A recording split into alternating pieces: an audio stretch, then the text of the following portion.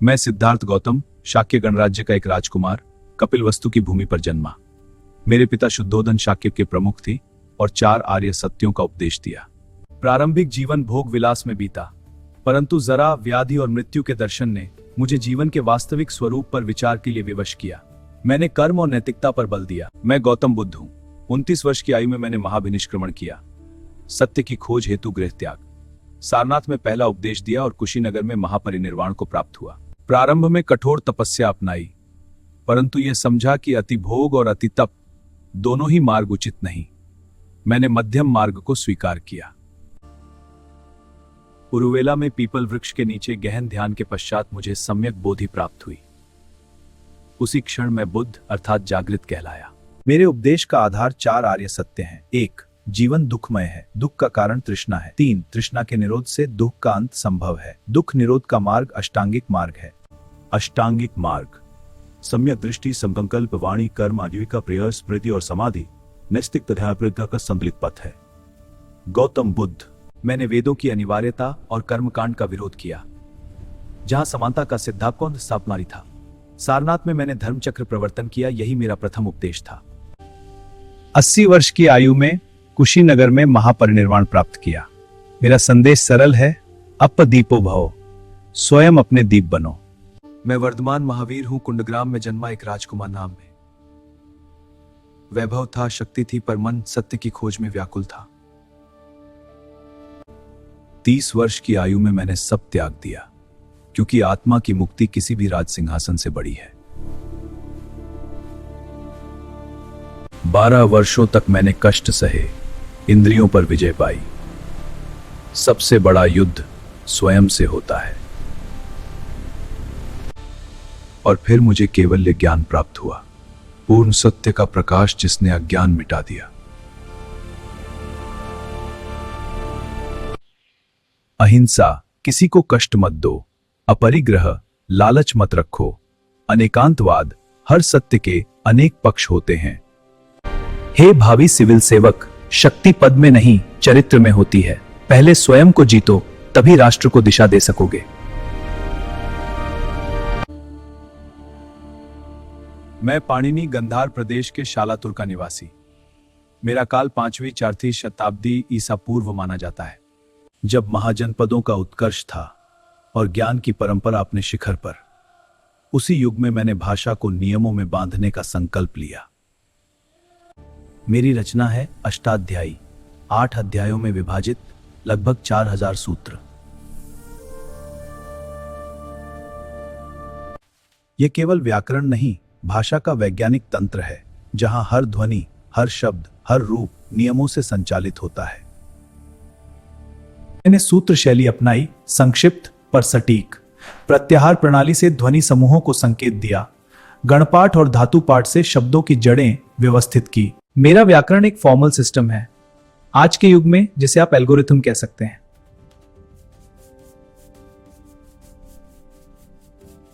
मेरे सूत्रों पर आगे चलकर आचार्यों ने भाष्य लिखे, कत्यायन ने वार्तिक दिए और पतंजलि ने महाभाष्य के माध्यम से विस्तृत व्याख्या की। इस प्रकार मेरी परंपरा ने संस्कृत को शुद्ध और संरक्षित रखा।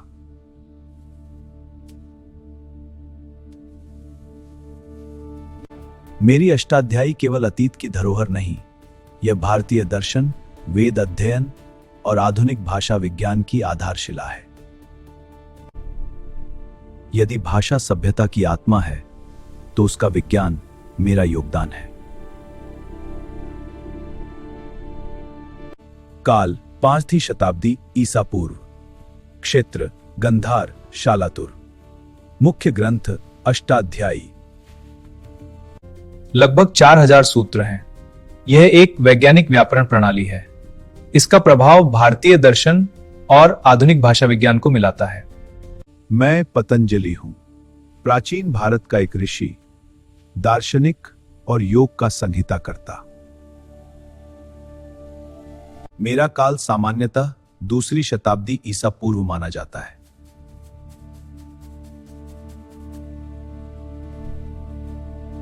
मेरी सबसे महत्वपूर्ण रचना है योग सूत्र।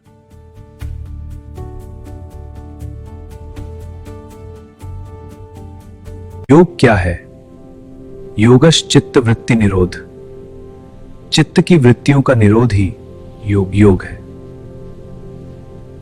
मैंने दिया अष्टांग योग सिद्धांत: यम, नियम, आसन, प्राणायाम, प्रत्याहार, धारणा, ध्यान, समाधि। मेरा दर्शन सांख्य दर्शन से प्रभावित है, लेकिन मैंने ईश्वर को विशेष पुरुष के रूप में स्वीकार किया।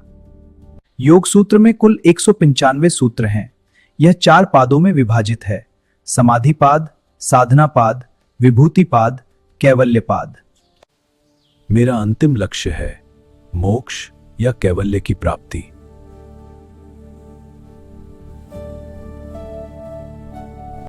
यूपीएससी के लिए महत आस्तिक दर्शन परंपरा, यह सांख्य दर्शन से संबंधित है। अष्टांग योग भी इसी परंपरा का हिस्सा है। चित्त वृत्ति निरोध योग का लक्ष्य है।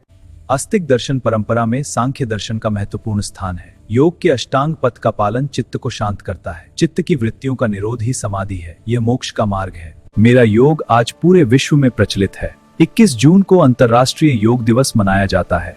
मेरी शिक्षा आज भी मानवता को मार्ग दिखा रही है।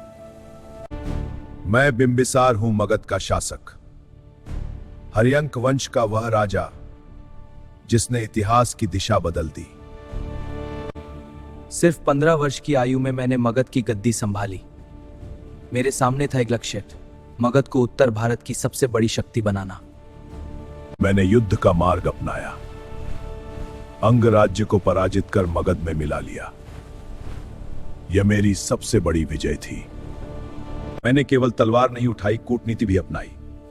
कौशल और लिच्छवी से विवाह संबंध बनाए, राजनीतिक गठबंधन से शक्ति को स्थिर किया। मेरे राज्य में धार्मिक सहिष्णुता थी। मैंने महावीर और गौतम बुद्ध को सम्मान दिया। धर्म और शासन दोनों में संतुलन रखा। पर सत्ता की राजनीति कठोर होती है। मेरे ही पुत्र अजातशत्रु ने मुझे कारागार में डाल दिया।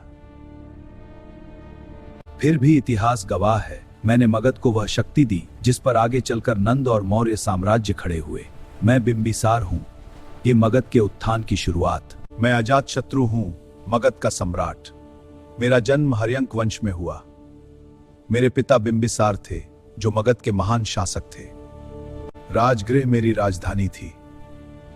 मेरा जीवन सत्ता, संघर्ष और इतिहास परिवर्तन की कहानी है।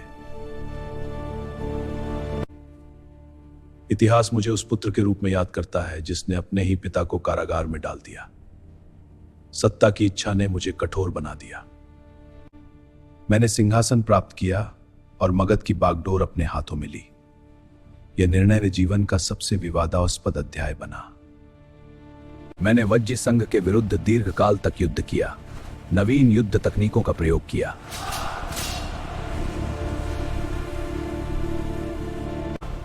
पाटलिग्राम की स्थापना की, जो आगे चलकर पाटलिपुत्र बना। मेरे शासनकाल में मगध उत्तर भारत की सबसे शक्तिशाली शक्ति बना। मेरे जीवन का एक महत्वपूर्ण मोड़ तब आया जब मैं भगवान बुद्ध के संपर्क में आया। उनकी शिक्षाओं ने मुझे आत्मचिंतन की ओर प्रेरित किया। मेरे काल में राजगृह की सप्तपर्णी गुफा में प्रथम बौद्ध संगीति का आयोजन हुआ। मैंने महावीर और बुद्ध दोनों महान व्यक्तित्व युग को देखा। मैं अजातशत्रु, जिसने मगध को महाजनपद से साम्राज्य की ओर अग्रसर किया। सैन्य शक्ति, प्रशासनिक केंद्रीकरण और धार्मिक सहिष्णुता, यही मेरी पहचान है। मेरे शासनकाल को भारत के राजनीतिक उत्कर्ष के रूप में अवश्य स्मरण रखें। मैं हूं चंद्रगुप्त, एक साधारण बालक, लेकिन असाधारण सपनों के साथ जन्मा। अन्याय ने मुझे योद्धा बनाया। राज्य सिर्फ शक्ति से नहीं, नीति से चलता है। मेरे जीवन को दिशा दी आचार्य चाणक्य ने। नीति ही राजा का सबसे बड़ा हथियार है।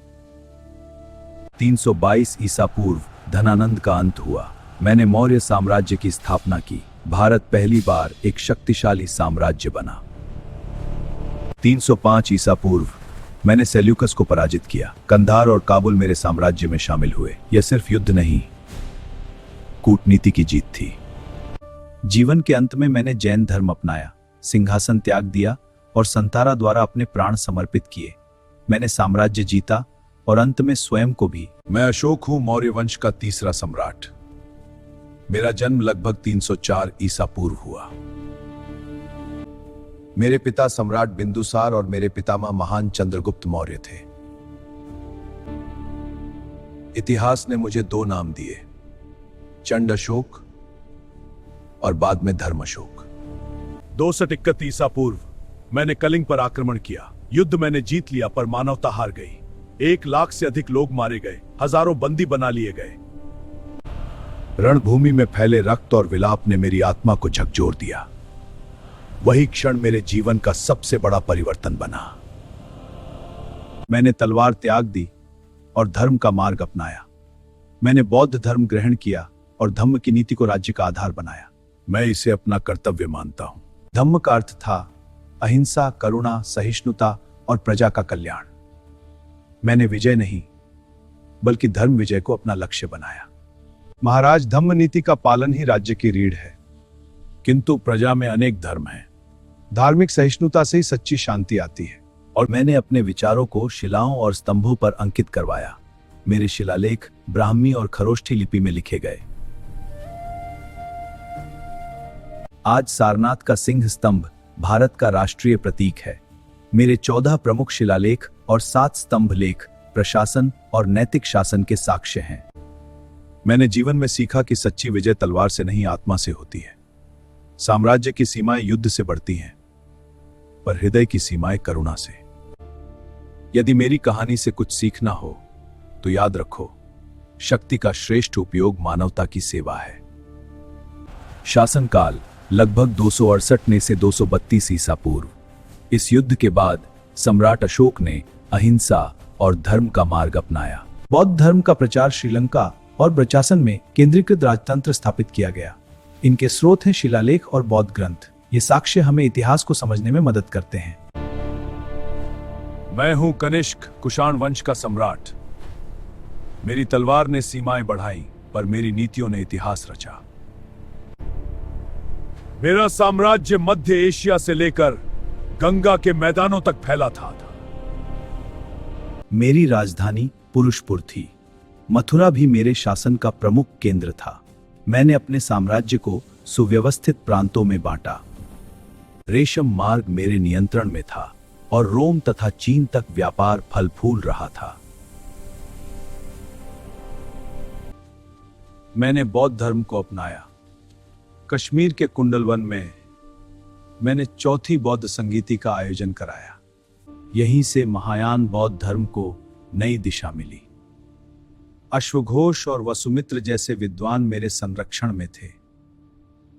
मेरे स्वर्ण सिक्के मेरी शक्ति के प्रतीक थे। उन पर यूनानी, ईरानी और भारतीय देवताओं की छवि अंकित थी। यह मेरे साम्राज्य की धार्मिक सहिष्णुता का प्रमाण था। गांधार कला ने मेरे काल में नई ऊंचाइयां प्राप्त की। मैं केवल एक विजेता नहीं था, मैं एक संरक्षक और दूरदर्शी शासक था। मेरे प्रयासों से बौद्ध धर्म मध्य एशिया और चीन तक पहुंचा। मैं हूं कनिष्क, इतिहास में अमर। मैं हूं समुद्रगुप्त, गुप्त वंश का पराक्रमी सम्राट। इतिहास मुझे भारत का नेपोलियन कहता है। मेरे पिता चंद्रगुप्त प्रथम ने मेरी योग्यता देखकर मुझे उत्तराधिकारी चुना।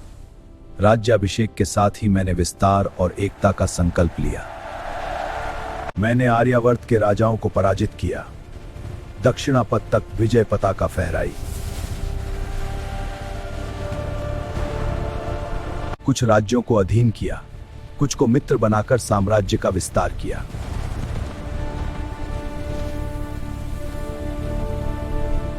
मेरी विजयों का वर्णन मेरे राजकवि हरिशेन ने प्रयाग स्तंभ पर अंकित किया। यही अभिलेख आज इलाहाबाद स्तंभ प्रशस्ति के नाम से प्रसिद्ध है। मैं केवल विजेता नहीं था, बल्कि कला और संस्कृति का संरक्षक भी था। मेरे स्वर्ण सिक्के और वीणा वादन मेरी सांस्कृतिक समृद्धि का प्रमाण है। परीक्षा के लिए स्मरण रखें: प्रयाग प्रशस्ति, हरिशेन, दक्षिणापथ अभियान, स्वर्ण मुद्राएं, वीणा प्रकार, गुप्त काल, भारत का स्वर्ण युग। मैं समुद्रगुप्त, जिसने गुप्त साम्राज्य को स्वर्ण युग तक पहुंचाया।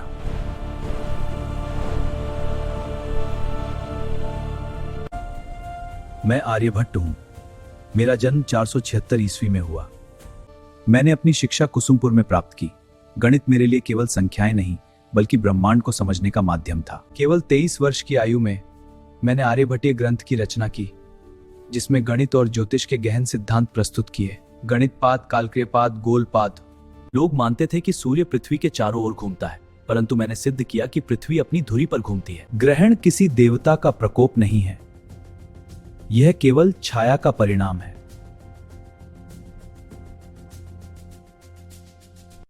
विज्ञान और तर्क ही मानवता की सबसे बड़ी शक्ति है। भारत का ज्ञान विश्व को दिशा देता रहा है। मैं कालिदास हूं, गुप्त काल का एक साधारण मनुष्य जिसे इतिहास ने महाकवि बना दिया। मेरा जीवन उस युग में बीता जिसे भारत का स्वर्ण युग कहा जाता है। मैं सम्राट चंद्रगुप्त द्वितीय विक्रमादित्य के दरबार में नवरत्नों में से एक था। उस समय कला, साहित्य और विज्ञान अपने चरम पर थे। मेरी प्रमुख रचनाओं में अभिज्ञान शाकुंतलम, मेघदूतम, कुमार संभवम और रघुवंशम शामिल हैं। इन कृतियों में मैंने प्रकृति, प्रेम और धर्म को शब्दों में ढाला। संस्कृत साहित्य का उत्कर्ष। अभिज्ञान शाकुंतलम मेरी सबसे प्रसिद्ध नाट्य कृति है। इसमें प्रेम, वियोग और पुनर्मिलन की अद्भुत कथा है। हे राजन, क्या आप मुझे भूल गए हैं? प्रिय शकुंतला, मेरी आत्मा तुम्हें हमेशा याद रखती है। इस कृति ने भारतीय साहित्य को विश्व में प्रतिष्ठा दिलाई। मेघदूत में मैंने एक यक्ष के विरह को बादल के माध्यम से व्यक्त किया।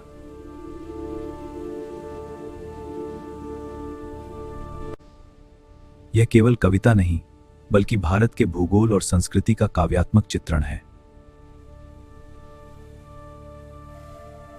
मेरा जीवन उस युग का प्रतीक है जब भारत में विज्ञान, गणित, कला और साहित्य का अभूतपूर्व विकास हुआ। यह सचमुच स्वर्ण युग था। मेरी रचनाएं केवल साहित्य नहीं बल्कि भारतीय संस्कृति की आत्मा है। In the golden age of the Gupta period, under the patronage of Emperor Chandragupta II, a court poet composed timeless verses in Sanskrit. Famous works: Meghadutam, Kumara Sambhavam, Raghuvansham। प्रकृति की गोद में प्रेम की मधुर भावनाएं, धर्म का पथ जो सत्य और न्याय की ओर ले जाए, संस्कृत साहित्य का शिखर है, जीवन का सार। मैं वराहमिहिर हूं। 6वीं शताब्दी ईस्वी में उज्जैनी की पवित्र भूमि पर मेरा जन्म हुआ। बचपन से जानना चाहता था कि यह ब्रह्मांड किन नियमों से संचालित होता है। मैंने गणित, ज्योतिष और खगोल विज्ञान का गहन अध्ययन किया। मैंने केवल भारतीय सिद्धांतों को ही नहीं बल्कि यवन विद्वानों के ज्ञान को भी समझा। मेरे लिए ज्ञान की कोई सीमा नहीं थी। मुझे सम्राट विक्रमादित्य के दरबार में नवरत्नों में स्थान मिला। यह केवल सम्मान नहीं बल्कि राष्ट्र के ज्ञान विकास की जिम्मेदारी थी। गुप्त काल को स्वर्ण युग इसलिए कहा जाता है क्योंकि यह विज्ञान और संस्कृति का उत्कर्ष काल था। मेरी रचना बृहत संहिता केवल ज्योतिष ग्रंथ नहीं बल्कि एक विश्वकोश है। इसमें खगोल विज्ञान, वास्तुशास्त्र, मौसम विज्ञान, रत्न विज्ञान और कृषि का विस्तृत वर्णन है। पंच सिद्धांतिका में मैंने 5 प्रमुख खगोलीय सिद्धांतों का विश्लेषण किया। मैंने पृथ्वी को गोल बताया और ग्रहों की गति को गणितीय आधार पर समझाया। यह भारतीय और यवन ज्ञान का संगम था। ज्ञान का आधार तर्क और अवलोकन है। यदि तुम सिविल सेवा की तैयारी कर रहे हो तो प्राचीन भारत के वैज्ञानिक दृष्टिकोण को समझो। यही तुम्हें विश्लेषणात्मक सोच देगा।